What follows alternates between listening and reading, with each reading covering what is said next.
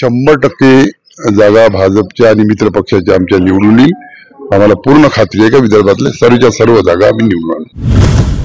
वर्धा लोकसभा करता मतदानाला सुरुवात झालेली आहे। भाजपा उमेदवार रामदास तळस यांनी आता मतदान करून बाहेर पडत आहे। आपल्यासोबत रामदास तळस स्वतः आहे। रामदास तळस सध्या मतदानाची विचारपूस सुद्धा देखील करत आहे। आपण पाहू शकतो रामदास तळस साहेब आपल्यासोबत आहे। साहेब, आपण मतदान करून आलात, काय खात्री आहे आपल्याला?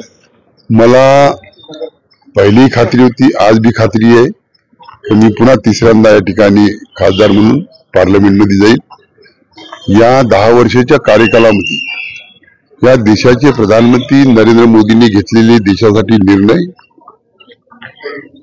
अनेक भागामध्ये जलजीवन मिशनच्या माध्यमातून 60 वर्षाच्या कार्यकालामध्ये ग्रामीण भागात पाणी पोहोचलं, त्या ठिकाणी जलजीवन मिशनच्या माध्यमातून पाईपलाईन, पाण्याची टाकी, त्याचप्रमाणे national highway road, railway station, नवीन रेल्वे लाईन, अंडरग्राउंड पासेस, ह्या अनेक योजना या ठिकाणी केल्या। रिद्धपूरला मराठी विद्यापीठाची निर्मिती त्या ठिकाणी फार मोठ्या प्रमाणात विकास आम्ही केला। त्याचप्रमाणे देशाचे प्रधानमंत्री नरेंद्र मोदींनी जे आपल्या भाषणात स्थानिक मुद्द्यावर जे बोलले की पुलगाव, आर्वी, आष्टी, वरुड, आमला हे ब्रॉडगेज लाईन करण्याचं आहे, ज्याच्यासाठी मी अनेकदा प्रश्न मांडले, ते सुद्धा आता येणाऱ्या काळात पूर्ण होणार आहे।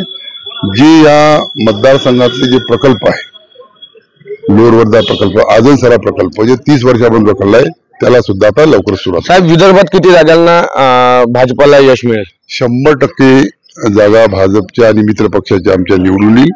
आम्हाला पूर्ण खात्री आहे की विदर्भातले सर्वच्या सर्व जागा आम्ही निवडून आणू। मतदानाची टक्केवारी वाढावी म्हणून तुम्ही नागरिकांना काय आवाहन कराल? मी सातत्याने आपल्या सर्व नागरिकांना आवाहन केलं की जास्त हे लोकसभेची निवडणूक ही देशाचं भवितव्य घडवणारी निवडणूक आहे। देशाचा प्रधानमंत्री कोण पाहिजे?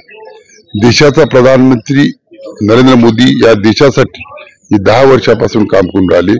हा देश विकसित व्हावा, हा देश विश्वगुरू व्हावा, या देशाची अर्थव्यवस्था 3ऱ्या क्रमांकावर राहावी, या दृष्टीने सातत्याने प्रयत्न करत आहे। मी जास्तीत जास्त मतदान जनतेने केलं पाहिजे। नक्कीच होतं। रामदास तळस त्यांनी सांगितलं की नागरिकांनी जास्तीत जास्त मतदान करावं आणि देशाच्या विकासासाठी मतदान करावं, असं आवाहन त्यांनी केलंय। चेतन व्यास, साम टीव्ही न्यूज, वर्धा।